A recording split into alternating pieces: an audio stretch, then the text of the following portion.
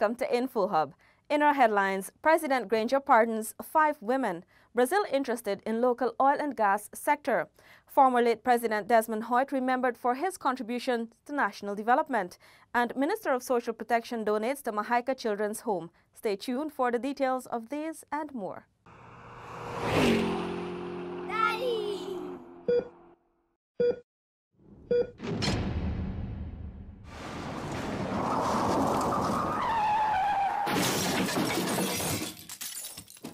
And now for the details.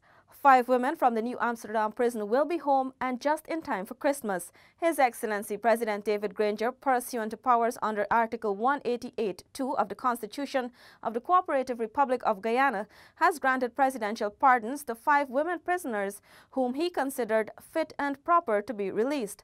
The women are Shabana Asgar, 37, Shalon David, 24, Ronella Jr., 27, Maxine Baird Sampson, 27, and Rena Vargas, 54. These presidential pardons shall be effective from December 25, 2017, in observance of the Festival of Christmas 2017.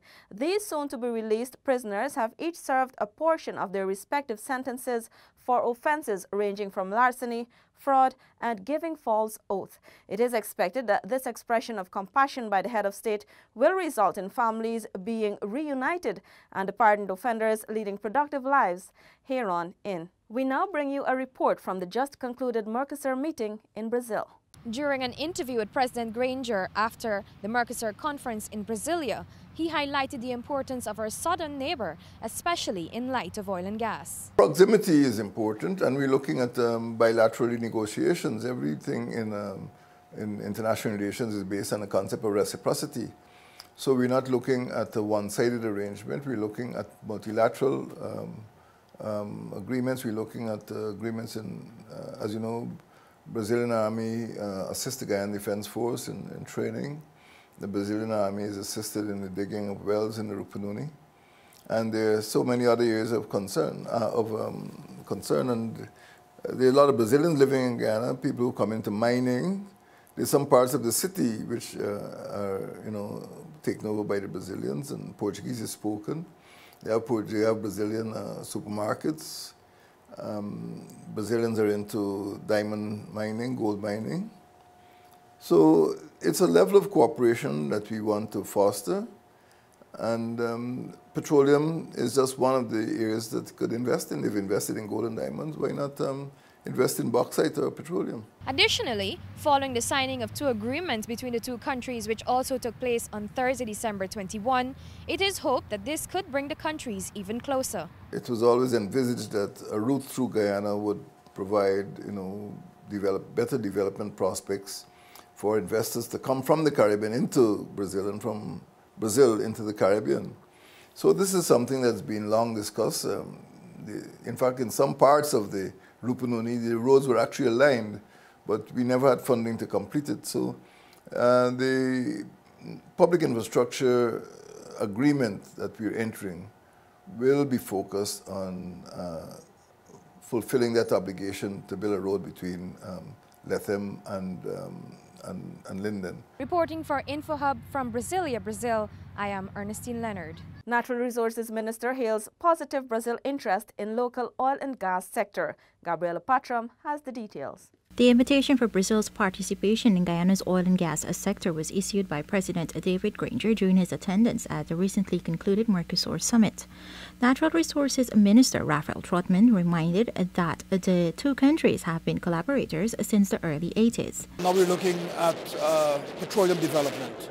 And 2 areas in particular, of course, is the actual production, exploration production. Petrobras is a known world leader in production, and as well as at the training and technical side, because they have decades of experience that we don't have, and they can help train some of our people. So His Excellency gave an open invitation to Brazil and to Petrobras in particular to become re-engaged. They were engaged in the 80s and in the early 2000s, and so I believe now they feel a sense of confidence and assurity that they can step forward and work with a government that is willing to embrace them. In addition, Minister Trotman said Guyana stands to benefit in more ways than one from the renewed partnership with Brazil. I can't begin to explain what it would be how great it would be for Guyana to have Brazil with it. As I said, Brazil has always been the kind of a big brother to us.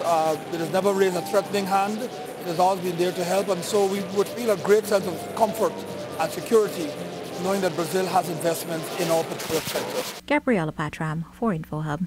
Construction of the Linden-Latham Road draws closer as Guyana and Brazil sign an agreement to create the Guyana-Brazil Joint Commission to develop infrastructure projects. Here is Tiffany Rodias. Foreign Affairs Minister Carl Granite said the development is in keeping with the two countries' interest in enhancing infrastructure between them for purposes of economic and social integration. The road is pretty critical to Guyana, and as regards Guyana, Brazil, it can be a major potential means of integrating Brazil and Guyana, especially in relation to the capacities, the agricultural exports, the processing capacity of Roraima, the region of Roraima.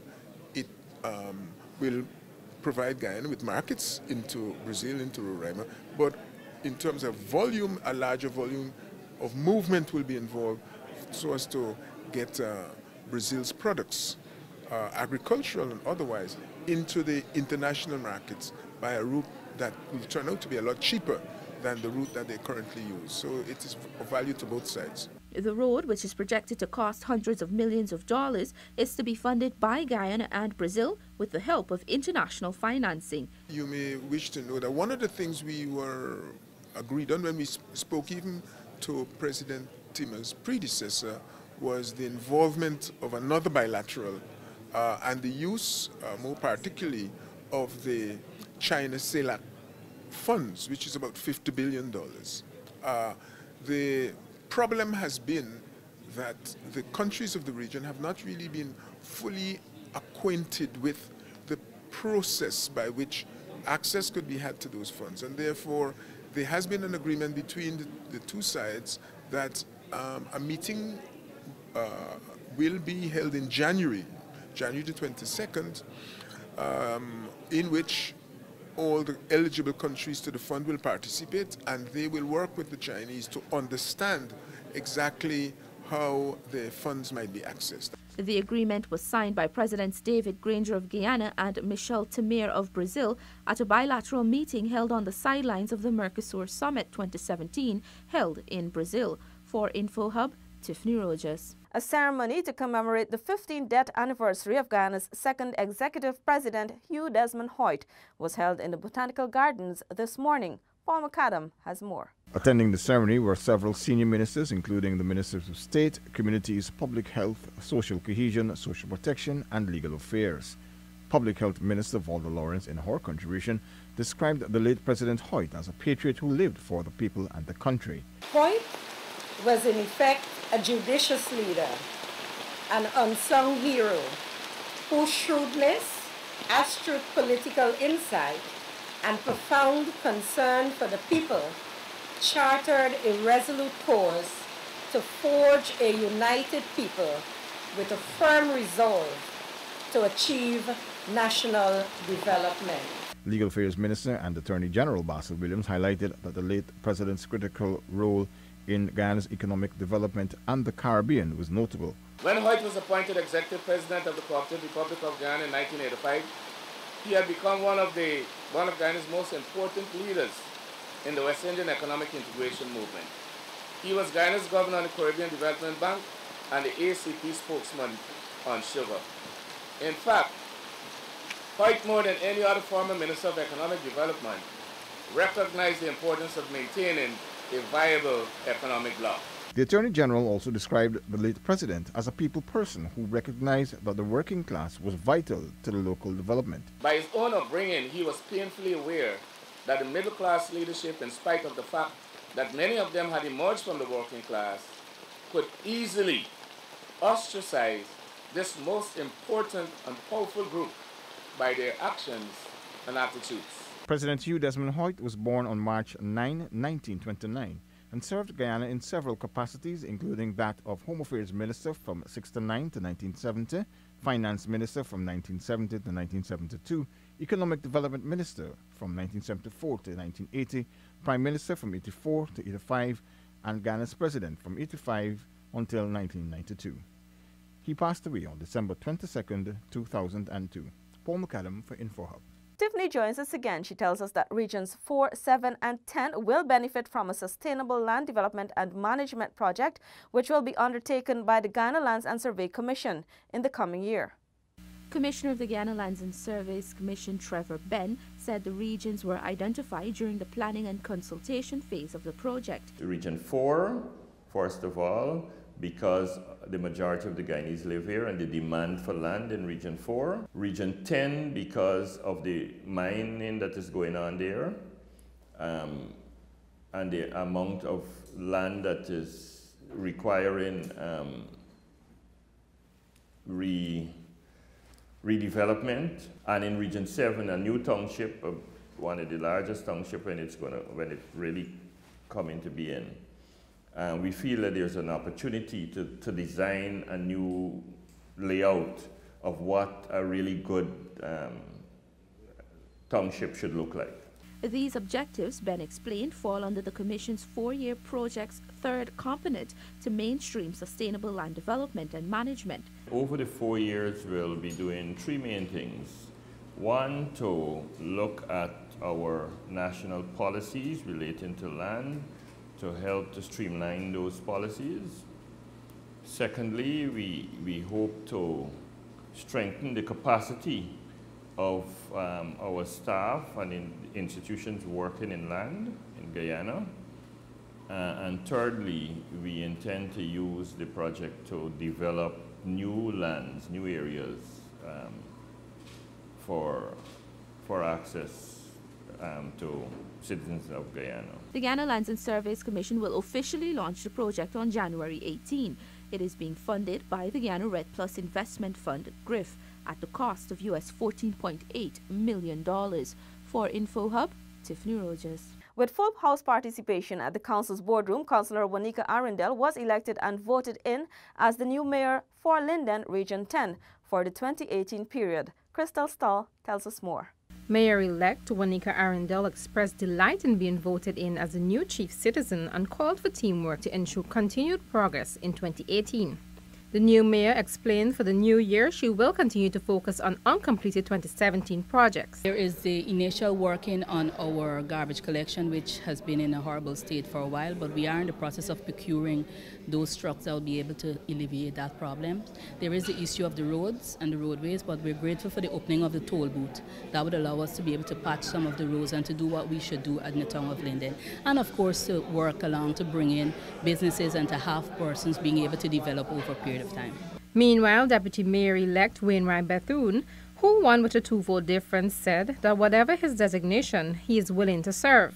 He also noted that waste management will continue to be one of the main focuses for the Council in 2018. There's a lot that we did before, and we are doing some of those things are kind of dormant. It's just to pick up from there and maybe focus more on waste management, which is a big issue in Linden. And generally all the basic municipal issues that we have in and around here. Councillor Darren John was re-elected to continue his service in capacity as the head of the Finance Committee. Crystal Stahl for InfoHub. In keeping with the holiday season, Minister of Social Protection Amna Ali today donated toys to the children residing at the Mahaika Children's Home. Here is our final report. My purpose for coming here this morning is to bring cheers to the children of this home and to share in the joy and happiness, especially for the festive season of Christmas. Minister Ali expressed her desire to continue bringing happiness to the children in the future. The home's social services assistant, Patricia December, thanked the minister for making time to meet with each of the children. Feel good. It's good to know that minister would come and share with the children, and I think it deals with the children too. The children would feel good to know that the higher level would come and interact with them and stuff. That they're not just thrown here and leave like that. The children thanked the minister for her generosity and wished her a wonderful holiday. Meanwhile, a similar exercise was conducted in Ituni on Wednesday, where Minister within the Ministry of Communities, Valerie Patterson-Yearwood, distributed gifts to just about 100 children. Gabriella Patram for InfoHub. Thanks for watching. Remember, you can connect with us 24/7 on our website and social media. Goodbye.